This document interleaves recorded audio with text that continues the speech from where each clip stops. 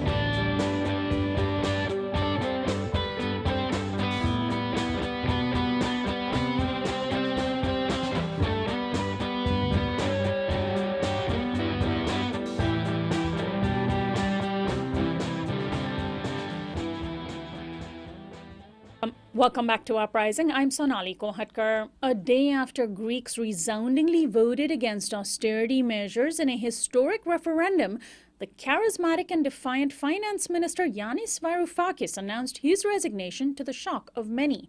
In a blog post entitled Minister No More, he declared, "The referendum of 5th July will stay in history as a unique moment when a small European nation rose up against debt bondage."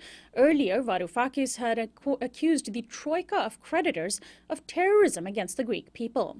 The vote yesterday defied all expectations, with 61.3% voting no and only 38.7% voting yes. Greek Prime Minister Alexis Tsipras announced triumphantly that, quote, "democracy won't be blackmailed." It is not yet clear what a no vote means, but officials have announced an emergency Eurozone summit tomorrow to discuss the outcome of the referendum. There were rallies in various European cities yesterday demanding that creditors write off Greece's debts. My guest is Costas Panayotakis. He's a professor of sociology at the City University of New York, author of Remaking Scarcity. Welcome to Uprising, Costas. It's good to be with you. Thank you for the invitation. Now, the polls were predicting a close race. How is it that the no vote won with such a huge landslide? Every single district had a majority for the no vote.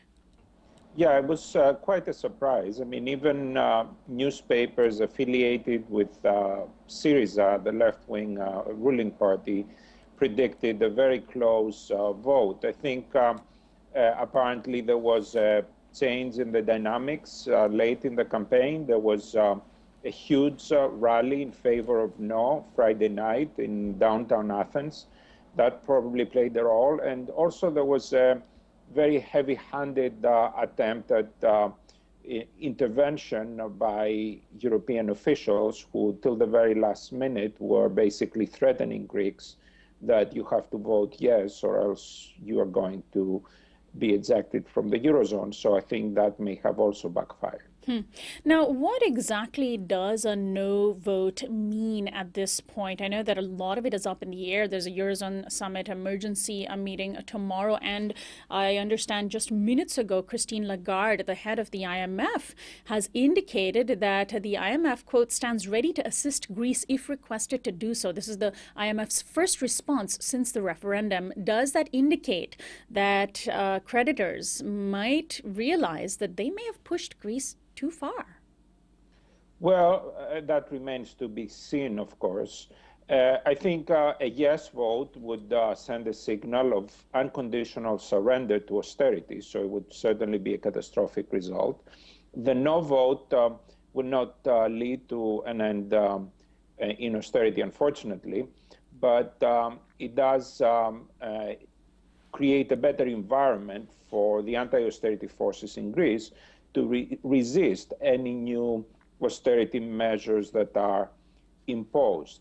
Beyond that, the announcement of the referendum may have contributed to the IMF's publication of a report that shows the Greek debt to be unsustainable. So that adds ammunition to the Greek government's claim that the Greek debt has to be restructured, some of it perhaps forgiven, or the deadlines perhaps extended, the maturity dates. So, but of course, there is lots of resistance on the European side for moving on that front. I want to I want to actually stay on that issue for a minute. This report that the IMF released was quite important. It was released Thursday. It hasn't been given that much attention. However, essentially, as you said, this gives the anti-austerity folks some ammunition. Why was this report released at the last minute? I mean, just 3-4 days before this referendum. This should have been part of the discussion before Tsipras had to resort to a referendum, right? Yes, I mean, this was a report that had been, prepared some time ago. And even the publication on the wake of the referendum, apparently the reports that the Europeans and the Germans especially were very resistant to the publication because they realized that it might undermine their position and it might strengthen the position, the no position in the Greek referendum. So, I mean, clearly there is sort of politics is involved here. I mean, there are lots of tensions and disagreements within the troika of institutions, the IMF and the European institutions. But at the same time, it is fair to say that for the most part, they try to hold a common hardline front up to the late June when the Greek program expired. But I think the announcement of the referendum led to a kind of escalation of crisis that may have made the IMF realize that it is time to make this report available. I mean, there was a sense that the IMF worried about the sustainability of the Greek debt in the past, but this had not been at the forefront of the IMF discussion in recent months. And then this exactly confirms what Varoufakis, what Tsipras have been saying, that if Greece simply agreed to a new round of austerity cuts and as a condition of taking a new bailout, that there's no way those cuts could even pay back the debt. So what was the point in the first place except for delivering more misery to the Greek people? And now, of course, it turns out the IMF already knew that this was true all along. The fact that they withheld it for so long indicates that they too were playing dirty. Let's talk about Varoufakis' resignation. He announced before the vote that if there was a yes vote, he would resign. Well, his side won, and he still resigned, and this is how he explained it on his blog post. He said, soon after the announcement of the referendum results, I was made aware of a certain preference by some Eurogroup participants and assorted partners for my, quote, absence from its meetings, an idea that the Prime Minister judged to be potentially helpful to him in reaching an agreement. For this reason, I am leaving the Ministry of Finance today. So it sounds as though he was pushed out because the Eurozone leaders didn't want to deal with him, or that Tsipras is simply willing to throw him under the bus in exchange for getting some movement from the Troika. What do you think? Well, there was speculation along those lines even a couple of months ago when Varoufakis was replaced as the head of the Greek negotiating team. He remained as a finance minister. And the reports were that he was very unpopular with his Eurogroup partners, the other finance ministers in the Eurozone. I think part of the reason he was so unpopular was because he was very outspoken about the futility of what he called the extend and pretend strategy, of basically, instead of tackling the root of the issue, which was the unsustainability of the Greek debt, making an agreement with bailout measures, pretending that this would stabilize the situation, and instead, these measures making things worse and requiring Europe to revisit the question, have a new bailout agreement, while basically the Greek economy and the Greek society were on a downward spiral. So, and at the time when he was replaced as the head of the negotiating team, there was speculation that basically this would remove the obstacles to reaching an agreement. I think there was an overestimation of the importance of individuals here. I mean, there are real political differences. There is a real difference of philosophy between the orthodoxy, the neoliberal orthodoxy that prevails in the Eurozone, and the thinking within Syriza and the Greek government. By the same token, it is also true that the Greek government has made lots of steps in the direction of what the European partners would like to see.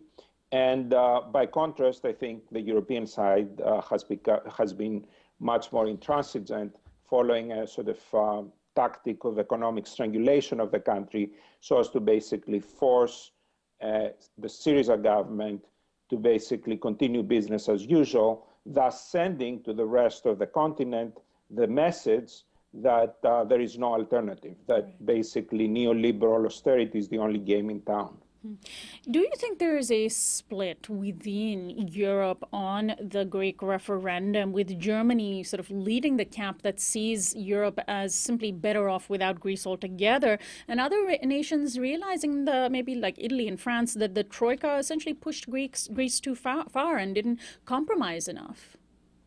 Yeah, I mean, I think there's some indications of divisions, although Germany remains quite hegemonic.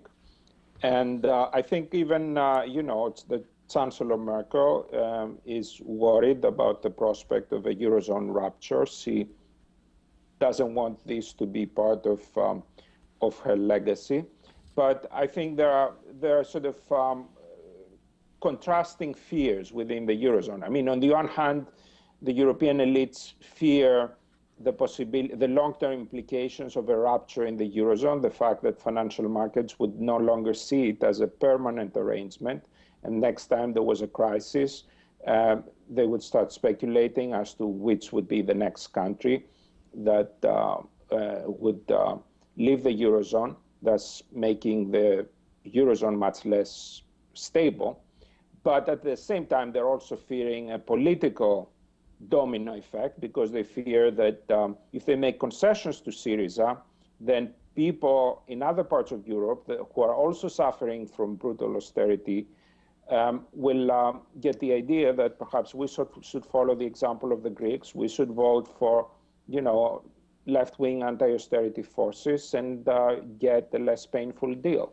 So I think, there are sort of different tendencies within Europe, and perhaps within the same politicians, like they're torn in differing directions.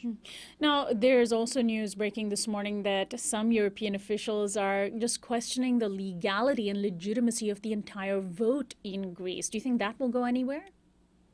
Well, this legalistic argument misses the point. I mean, there was a clear political message. Greeks were asked, do you want the kind of austerity that the Europeans are proposing? And even though Greeks were under immense psychological pressure from the media, controlled by the Greek oligarchs, who were basically peddling all kinds of nightmare scenarios if no prevailed, even though they were, threatened in their workplaces, many of them, that they would lose their jobs if no prevailed, even though there were all the main European leaders were saying that a vote for no is a vote to exit the Eurozone, the Greeks were able to overcome the psychological pressure and provide a resounding no. So this is not a legalistic issue. This is a political issue, and the political message stands, whatever legalistic arguments one may want to make. Now, several people have commented that the vote may actually end up making it harder for Greece to negotiate some sort of compromise, although Christine Lagarde's comments this morning, head of the IMF, may say otherwise. But I just want to throw out a couple of quotes.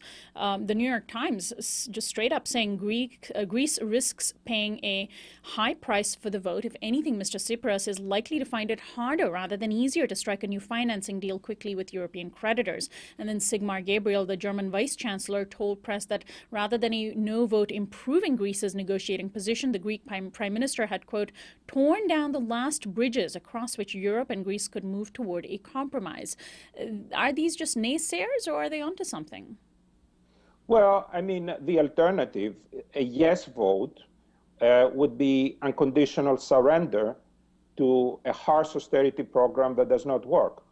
We are not talking about negotiation or a strong negotiating position in that scenario. What we're talking about is basically doing what the Europeans want the Greek government to do. So what Varoufakis said as terrorism. Yeah, I mean, the whole point of a negotiating position, a strong negotiating position, or strengthening your negotiating position, is so that you reach some kind of middle ground, so that you reach a compromise and you don't just do whatever the other side wants, but you make some concessions, they make some concessions. It's clear that what the Europeans want is that the Greek government violates its mandate from back in January when it was elected and from that referendum, and they just want to continue business as usual. This speaks to the undemocratic nature of the Eurozone project, which is something that has been discussed by scholars for a long time, who have talked about the democratic deficit of the European Union and the Eurozone even more. Finally, let's talk about what is happening and has been happening inside Greece. Banks have been closed for a week now. People are being restricted to single small transactions daily, or pensioners are being allowed to take out funds, very small funds at a time. Varoufakis had said that the banks would open on Tuesday. People, the banks are worried about people simply emptying out their bank accounts. What do you think will happen? And do you foresee Greece at some point in the future simply printing its own new currency? Well, it seems like the bank holiday may continue for a few days. A lot will depend on the decisions of the European Central Bank, whether it decides to increase increases the liquidity for Greek banks. And if it does not, then the alternative scenario of Brexit will become more likely. But, the Greek government does not want that. It has said that. And even European leaders claim not to want that, even though they've been very, on Monday, before the referendum, they were saying no to a no vote would mean exit from the Eurozone for Greece. Now they're saying the opposite. So at this point, everybody seems to be saying that they don't want Greece to exit the Eurozone. So we'll see if they take the appropriate actions that are necessary to make sure that this does not happen. Well, Costas, I want to thank you so much for joining us today, and we'll certainly be monitoring this story. Thank you. Costas Panayotakis is a professor of sociology at City University of New York. His book is called Remaking Scarcity: From Capitalist Inefficiency to Economic Democracy. This is Uprising. When we come back, we'll take a look at Puerto Rico's debt and whether comparisons to Greece are in order. Stay tuned.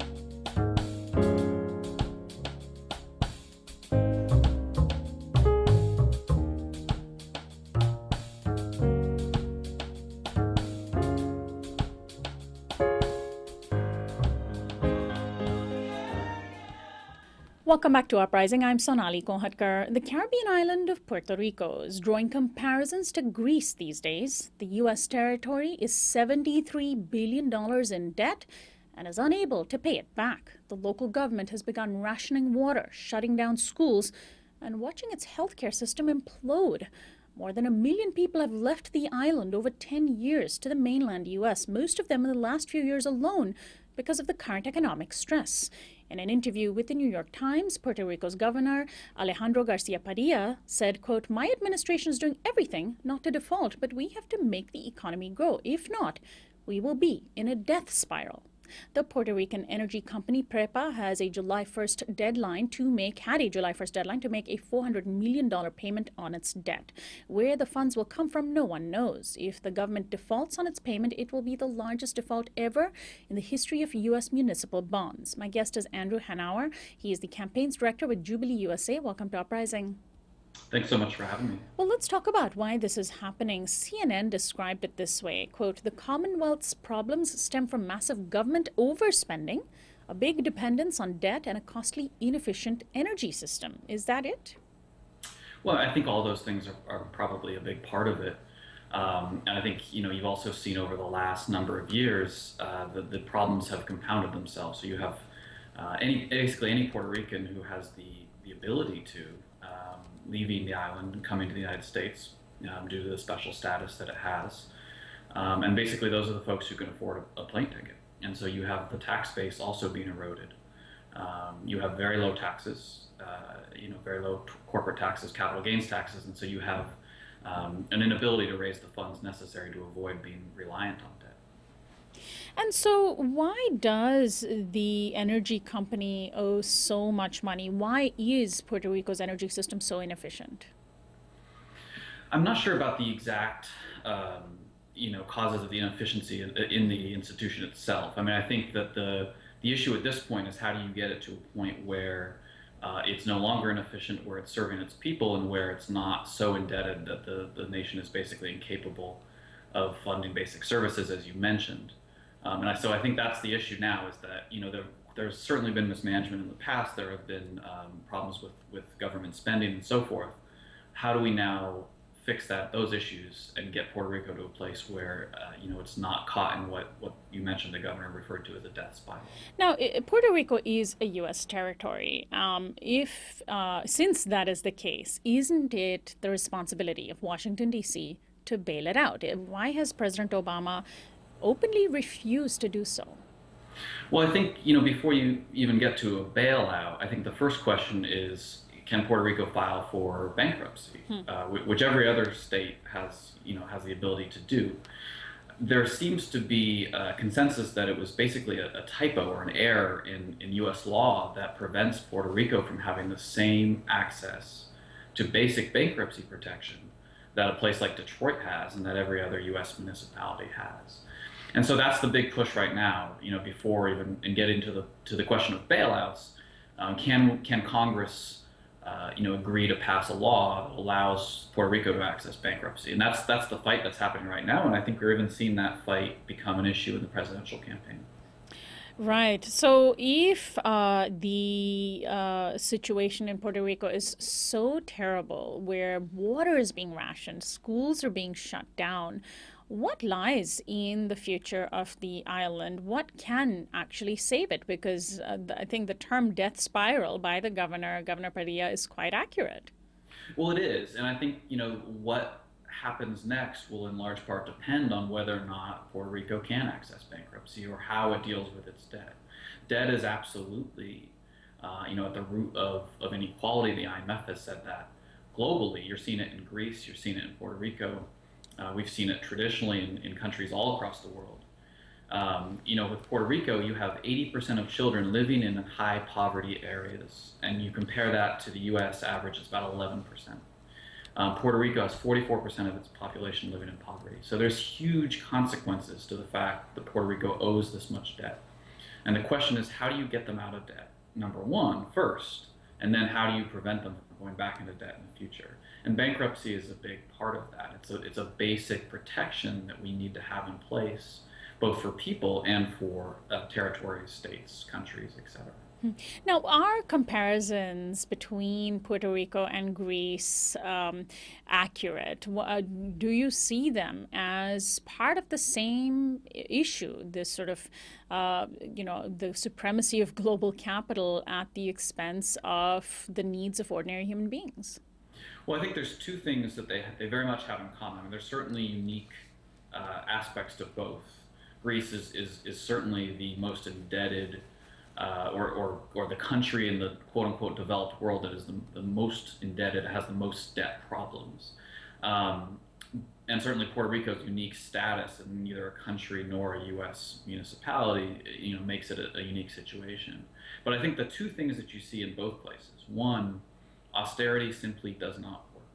So if the solution to Puerto Rico's problems right now is not to do bankruptcy, is not to give debt relief, but is just to enforce austerity, what you're going to see is simply the same problem coming back several years later.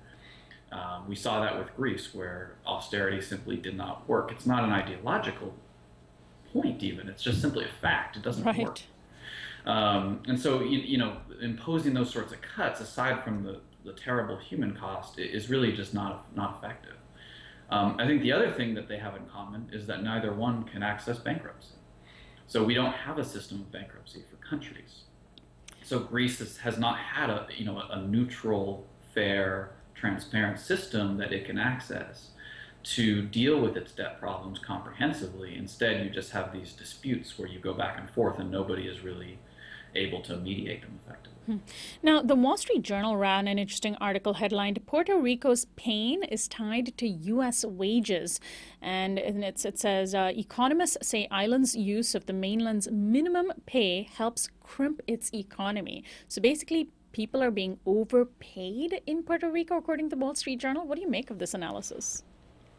I haven't read that specifically. I don't know that is the overarching cause of any of its problems. Right. I think that they're much more systemic than that. And to the extent that people are overpaid, they're also putting money back into the economy, because you're not talking about heavily wealthy people who are being overpaid. You're talking about folks who largely are going to then invest that money into food and rent and so forth.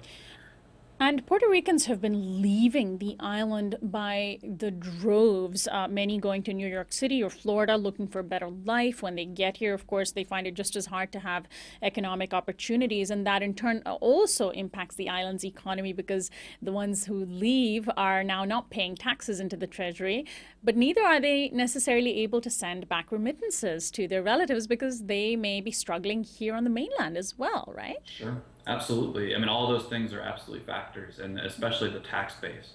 You cannot get out of debt if you can't generate domestic revenue. And so the unique situation where Puerto Ricans are able to leave the island and come to the United States and not have to deal with our immigration system allows anyone, again, as I said, anyone who has the ability to pay for a plane ticket to come, and basically leaves those behind who can't afford a plane ticket.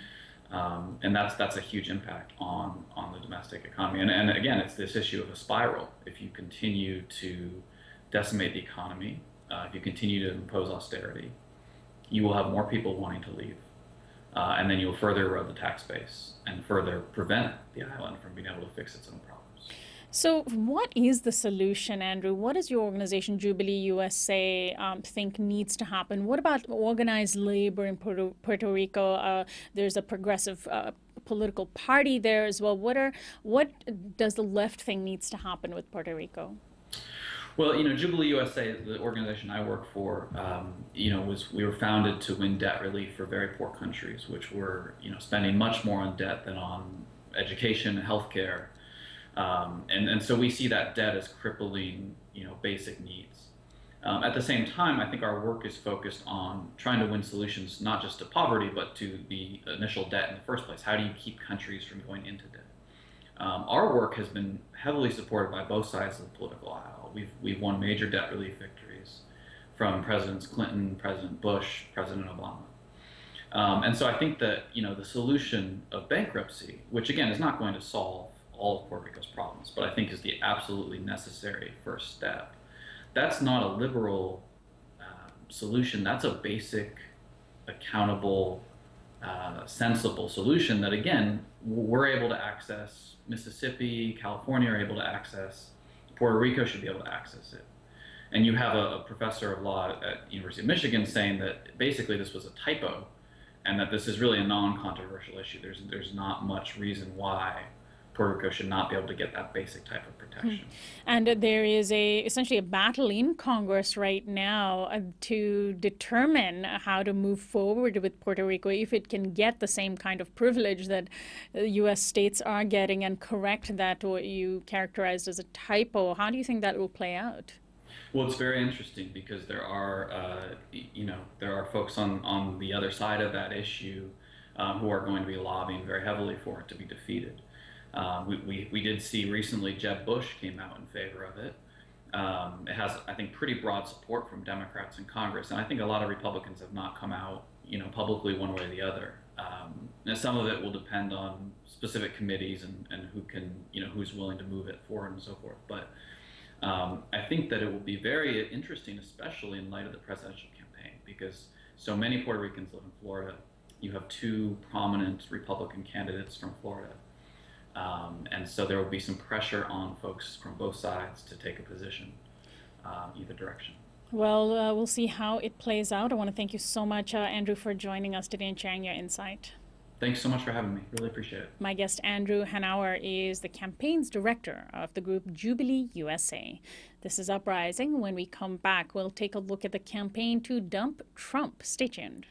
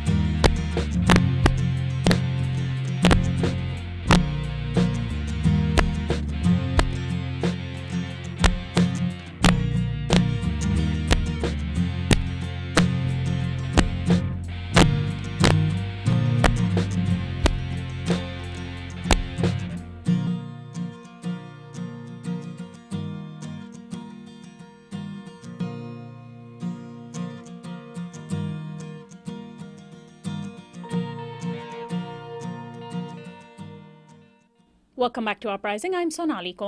When Donald Trump announced his candidacy for president of the U.S. on June 16th, he did so in a speech that was so nonsensical, rambling, and bizarre that it was hard to take him seriously.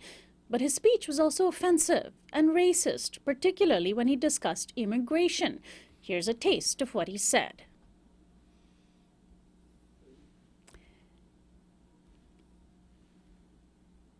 And we're going to try to get a video of what he said in just a few minutes. Within days of saying that immigrants coming into the United States were rapists, a Change.org petition calling on NBC to drop Trump's sponsored shows succeeded and was signed by hundreds of thousands of people. Here is what Donald Trump said in his speech. The U.S. has become a dumping ground for everybody else's problems. Thank you. It's true. And these are the best and the finest. When Mexico sends its people, they're not sending their best. They're not sending you. They're not sending you. They're sending people that have lots of problems, and they're bringing those problems with us. They're bringing drugs, they're bringing crime, they're rapists, and some, I assume, are good people. But I speak to border guards, and they tell us what we're getting. And it only makes common sense. It only makes common sense. They're sending us not the right people. It's coming from more than Mexico. It's coming from all over South and Latin America, and it's coming probably from the Middle East. But we don't know, because we have protection, and we have no competence. We don't know what's happening. And it's got to stop. And it's got to stop fast.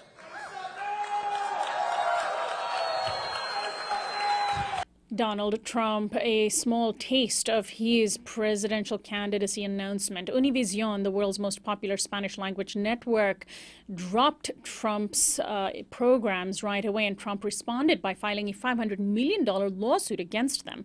Then NBC made a surprise announcement saying, indeed, that they would dump Trump, as people had been calling for. Following that, Macy's department store, which sells Trump merchandise, also decided to lose his business, and others have rapidly followed suit. The exodus of corporations from Trump is another indication of the growing influence of Latino and Latino advocacy organizations in the U.S. One of the main players behind the campaign to get NBC to drop Trump was the National Hispanic Media Coalition. And joining me in studio today is Alex Nogales, its president and CEO. Welcome to Uprising, Alex. Thank you very much for inviting me. Thanks so much for joining us. Well, first, how did it happen? How did specifically the NBC decision, which was the big one, to drop Trump's programs, the Miss USA pageant and other pageants, happen? Was it just that NBC saw the Change.org petition, which had been signed by hundreds of thousands of people, or were you personally involved in convincing executives? Well, they were talking about it. You know, they're business people. They know the numbers. They know that Latinos are 18% of the U.S. population, that we're consuming at the rate of $1.5 billion a year, that we made a big difference in the elections of the past election cycle. So they're not dumb. They're very smart business people. They had to consider, is it going to cost us to keep them, or is it going to cost us even more to face the ire of the Latino community across the nation? So they made the right decision. How were we involved? We were at NBC Studios to discuss diversity. Multi-ethnic Media Coalition was there. 2 representatives from each one of the 4 groups assigned the memorandums of understanding with ABC, NBC, CBS, and Fox. We were there to discuss the performance of diversity within NBC. Present at the meeting were the top people of NBC and their executives, about 20 people in all. And, you know, I waited until the end of the meeting, until we had discussed the numbers and we had discussed the problems of diversity and so forth. And then I said, you have this problem. It's not going to go away. What is your response going to be? Do you have a response at this point? I knew they didn't, because I would have said it already, right? So I said, I have to tell you that if you don't make the decision to do away with Trump, this is going to cost you long term. This guy is a racist and shouldn't be affiliated in any way, shape, or form with your brand. Your brand is going to lose. So I hope that you make the right decision. I know that you can't give me an answer right now. I know that it isn't your decision, Bob, to make that kind of commitment right now. But I hope that you will think about it and that you will influence those decision makers within your corporation to do the right thing. And so that was on a Friday. On Monday morning, I got a call from the person who is in charge of all diversity. And he said, the story just broke. We broke it to Variety, and we are getting out of it. We are not going to be partners with Trump in terms of the USA pageant and the Miss Universe pageant and the Celebrity Apprentice as well. So it was like all three programs out at the same time. Since the time, as you have noted, Macy's has come out. NASCAR, who Yes. have used their particular facilities for their awards, have done the same thing, and many more are going to fall. Now, the very big one is the PGA, the Professional Golf Association. They play golf when all their big tournaments are held at Trump's locations across the nation. He has beautiful courses, I understand. I don't happen to play golf, but a lot of Mexicans do. A lot of Latinos play golf. A lot of immigrants play golf. So imagine, and then if you go to the grounds, who is out there tending the grounds if it isn't Latinos and other people of color? So we've asked the PGA to drop their tournament that is going to be held in Palos Verdes in October. We've asked them, look, this guy shouldn't be associated with your brand again. Same argument. And so we're asking you in a very nice way, get out of it. There's other golf courses around the nation that you can do business with. And so they haven't responded as yet, but we did get a call from Trump's lawyers and saying to us, oh, Mr. Trump, pobrecito, Mr. Trump is very upset about this whole thing, and he has instructed us to tell you that if in fact you don't stop and desist, he's going to sue you. Right. In addition to the suit that he's filed against Univision, That's right. $500 million suit. Yeah. And it's really interesting because I'm wondering if what role Univision's decision to drop Trump played in this whole thing. They were the first to take this very bold decision. They did it immediately. If they hadn't first done it, sort of taking the lead as the largest Spanish language media organization, would NBC have followed suit? Probably not. Probably not, because they're probably figuring if the biggest media company that services the Latino community is not going to say a word, it's going to be very quiet about the whole thing. Then it would why be fine should for we? them too, right? It would make it much more difficult. Yeah. But to their credit, within hours of Trump saying what he did, they dropped him. And why? Because of the fact, he mentioned one name. He didn't say the Mexicans, the Hondureños, the Argentinians. He didn't go down the line. He used Latinos as a whole, but very specifically Mexicans in particular. Now, 70% of Latinos residing in the United States are of Mexican origin. So this is their audience. Their programming comes from Mexico. Their top talent is Mexican from Mexico as well.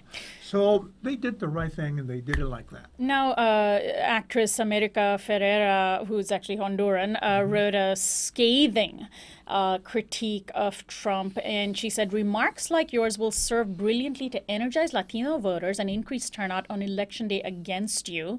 And essentially, she thanked Trump for lighting a fire under Latinos to come out and vote. What do you can make be of sure that the Democrats are jumping up and down because of the fact that he made the stupid mistake. And then the other Republican candidates haven't said a word. Well, no, excuse me. They've begun now, 10 days later, to say something about it, okay? And they haven't, I think, because of the fact that they wanted to see if he could get away with it. Because he's playing to a certain base, a Right. very conservative, extreme base, okay? And they're waiting to see, what's going to happen with Trump. How far can we go in our denunciation of immigration, in our denunciation of these people who supposedly, according to Trump, are killing us, are raping us, and everything else? Most ridiculous charges you've ever heard. And Ferrera also said that Trump is living in an outdated fantasy of a bigoted America, and she thanked Trump for, quote, reminding us that there remains an antiquated and endangered species of bigots in this country that we must continue to combat. And that's an important point, because there were people in that audience where Trump spoke who cheered when he said this. Yeah. There are Americans minority, we hope, that share his views. But the LA Times this morning published a cover story that said Latino news media's advocacy role could help shape 2016 presidential race. According to the article, Univision, which like many Spanish language media outlets in the U.S. defines itself not just as a media company, but as an advocate and defender of the Latino community, they openly acknowledge their bias in acting in the interest of Hispanic America, end of quote. So essentially, there are two sides in this narrow issue in the presidential election: a bigoted minority and a very powerful and popular group of Latino advocacy organizations and media outlets, groups like yours and outlets like Univision. Yeah. That's a battlefield. It is, and when I read that Univision considers itself an advocate for the Latino community, I thought about it and said, yeah, they're right to take that position, because if Latinos were viewed as having all the rights and privileges of any other American, you wouldn't have to have that. You wouldn't have to have a network say we're advocates, okay? But the fact of the matter is that the Latino community is under attack. It's under attack, especially because of the immigrant population that resides in this country. But it affects every Latino in the rest of the nation, because who's going to be able to tell who's here with documentation and without documentation? Nobody can. And, we're here on Pacifica Radio, and we understand that being an advocate as a media organization, being an advocate for ordinary people is not a bad thing. It's not a bad thing. It's a great thing. People against power. Yeah. Now, the decision by NBC and others to drop Trump reminds me of what the advocacy organization Presente.org did some years back when they successfully pressured CNN to drop Lou Dobbs's program because of his virulently anti-Latino programming. Was that what inspired this fight? I was part of that group. Yeah, in fact, okay. I got all these other organizations who were doing the same thing, but we're really talking to one another. We coalesced, and when you have a lot of organizations and a lot of different kinds of people, not just Latinos, but other people of color and whites, because there's a lot of people that are very decent, that have the right idea about where this country should go and what this country is all about. When you put everybody in the same room and you have agreement, you have a powerful force. So I went to see, and I forget the fellow's name who was then president. And I told him, I represent all these groups right now. And I said, and I have to tell you that unless you get rid of this guy, we're going to come back at you and we're going to boycott you. So that was like on a Thursday, I think it was. And by Wednesday, he was gone. Now, granted, there was other things that were going on. Dobbs had outstayed his welcome at CNN. So it was like the last straw. This is what did it. We got him out. So timing was important. Very important. Now, Alex, there's, of course, a wider problem of anti-Latino bias in the media and the absence of brown and black people on screen and popular television shows as news anchors and high-profile positions.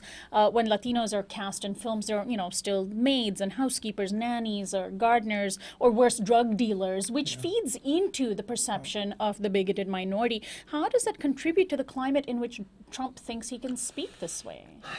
How we are perceived is always going to be the way that we are treated. And people get their perceptions about other Americans, about other people living around them in their community from 4 different places as a whole. But first and foremost, from television, from the news, from entertainment, and so forth. So if we are absent from media, from the television screen, okay, or if we are always coming out as the drug dealers, as you pointed out, as the pobrecitos who do gardening work, the nanny, and there's nothing wrong with that. But it's only one part of who we are. We're also doctors, and we're lawyers, and we're everything that everybody else is. So when you don't have a healthy perception of who these people are, and studies have shown this, okay, you think the worst of them. You don't consider them when you build policy in education, in economy, in health. You don't have to consider them. So you don't do anything to put money into those communities so they can also be successful. So we do what we do, not because we want the only thing that we want is for actors get another acting job, another writing job, or whatever. It's about a bigger idea. And the bigger idea is that we want to tell our stories so that we are perceived for who we are, not for who people imagine and perceive that we are, and treat us with indifference. Now, a cable channel called Reels has decided to air the Miss USA pageant, and Donald Trump wants us to feel sorry for the contestants who are now going to be relegated to the small channel. Will you go after Reels as well? We will see. We're discussing all of that, okay? The PGA is a big one. The PGA, right? PGA is our immediate target. And look, there's a lot of leadership in this country. There's always a perception, oh, there's one or two Latinos and then that's it, okay? We're loaded with talent, as every other community in this nation, okay? So other communities or other community organization and other individuals, leaders and not leaders, because it wasn't a leadership, a recognizable leadership that did what it had to do to get Macy's off from carrying Trump's products. It was young people who know how to manipulate social media. It was incredible what they came out with. So I'm hoping that those young people will do the same thing, will take it upon themselves to go after Target and another Target and another Target. You know, what Trump has done is pointed out just how bad it is for Latinos residing in the United States. He felt that he could say it and there would be no repercussions whatsoever. He really thought that. And you know, the thing is that when something is done against Jews or is done against gays and lesbians or against African Americans, you know, everybody jumps to it. And with As they Latinos, should. yeah, as they should. But with Latinos, he didn't have the same kind of a response. And I am so proud of our community that we jumped and we said, oh, no, never again. We're never going to take this kind of treatment again. It reminds me of a film where the guy stands up and he says, I'm mad as hell and I'm not going to take it anymore. You know? So he pushed the community just too far this time. He pushed us, and I am proud of the results. Well, I want to thank you so much, Alex, for joining us today. Give out a website for your organization, the National Hispanic Media Coalition. We do. It is nhmc.org. And we'll post that to our website later today. I want to thank you so much for joining us. And best Thank of you luck very to much for having me. My guest is Alex Nogales, President and CEO of the National Hispanic Media Coalition, online at nhmc.org. And before we end the program, tomorrow is Uprising's event with Max Blumenthal at the First Congregational Church at 7 p.m. And I'll be interviewing him on stage. Tickets are available at kpfk.org, and proceeds benefit KPFK and the production of Uprising TV. We hope you can come. This is Uprising. Anna Buss is our assistant producer and technical director. Christian Beck is our production coordinator. Kiana Turner is our visual editor and audio engineer, with help from Federico Garcia. Special thanks to Jonathan Alexander for technical assistance. Annie Mendoza is our social media coordinator. Subscribe to our YouTube channel at youtube.com/uprising with Sonali. Our website is uprisingwithsonali.com. Our theme music is by Quetzal. I'm Sonali Kolhatkar, host and executive producer of Uprising. I'll see you next time.